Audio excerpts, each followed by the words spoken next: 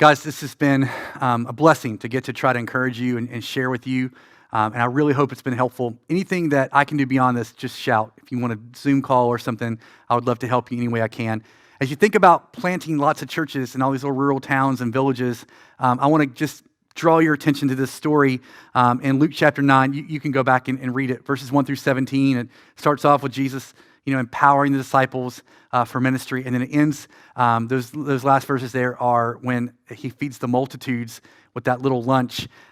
It's a powerful story. I think you've got in there the context is these villages full of sick, desperate, people, thousands of people starving, demonic oppression, a real lack of the understanding around the kingdom of God and who is God. And then you've got a bunch of clueless disciples up against seemingly insurmountable odds. I mean, I don't know how you hear that. When I hear that, that sounds really familiar. That sounds like what we're up against here, man. We've got this region that is full of little desolate areas that no one's ever heard of and nobody wants to go to, and it's got a lot of oppression and a lot of sadness, and it's got a lot of confusion about who God is, and it's got us seemingly clueless disciples up against these, it feels like insurmountable odds. And yet, here we are standing going, we want to plant lots of churches across all these little towns. Like you're saying, we want to plant lots of churches across all these little towns. So I love this story. I mean, we've got the condition of the people feels like, like where we're at, hungry and sick and desperate. We've got this reminder that these places mattered, these people mattered to Jesus. I mean, when you go back and read it, you'll see he welcomes them to himself. He embraced them. He wanted to be with them, which is so beautiful. Jesus wasn't like, he didn't want to distance himself. He wanted to get in there. He wanted to jump into their lives and their problems. Man, that's beautiful to think about, right? As we think about all these little towns, Jesus knows what they're like, and they matter to him. He wants in. And then we see like his plan is just to send the disciples into this stuff. He sends them out. The disciples come and say, well, there's no food. You feed them. I mean, that's a good reminder for us as we think about church planting. This is the plan of God, to send disciples out into these terribly sad situations. That's what he does. He sends us out. But there's three things that come out of this passage, kind of in addition to that I thought just to encourage you with as we think about church planting in small little, rural towns and all the rest. These three things that we see in the story are just so good to me.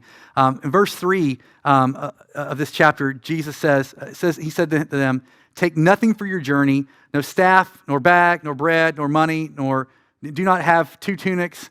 My head, I'm a little juvenile. I imagine they're all kind of standing there. Peter's got 2 tunics, and Jesus is like, nope, not 2 tunics. And they're all dropping all their bags, and what are we supposed to do with all this stuff? This is all we've got left here. No money, nothing, no bread, nothing, right? And that's the first point, is that they obeyed Jesus. They went despite being, quote, under-resourced. When we went to plant One Harbor all those years ago, there was a situation at the church that we came out of that had really hurt the church financially. They took up one offering, and we got $800, was all we got.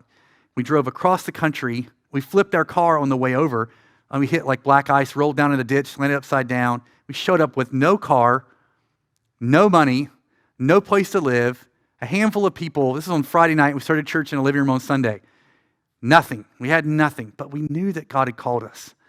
And I think we need that kind of resilience to do ministry in small towns and rural places. We can't allow the lack of resources. Well, we don't have the right band, and we don't have the right youth leader, and we don't have the right building. We don't have that's just a part of doing ministry in small towns and rural places. I mean, if we lived in London, we'd have all these cool stuff and all this cool.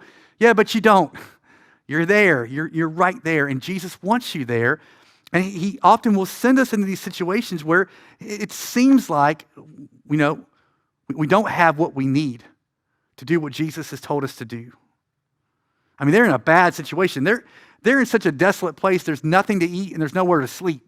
I mean, at least in my town or your town, there's probably a restaurant and a place to sleep, right? So they're in a really desperate situation there. But that lack of money, that lack of resources wasn't an excuse to not do what Jesus told them to do. They didn't let that keep them from doing what Jesus told them to do, and we must not let a lack, quote unquote, seemingly lack of resources keep us from doing what Jesus has called us to do. In fact, even if you had a lot of resources, and I had a lot of resources, don't you and I know by now that the needs will always be more than than we'll have money for or resources for. And so a lack of resources, we just can't let that be an excuse from pursuing this. We've got to keep plugging away, right?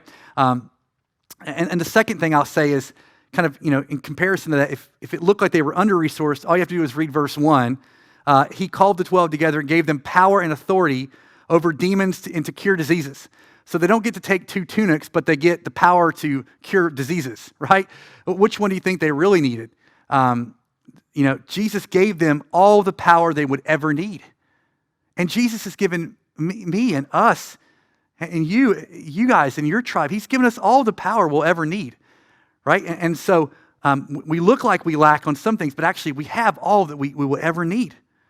5 loaves and 2 fish is not a lot until Jesus gets his hands on it, right?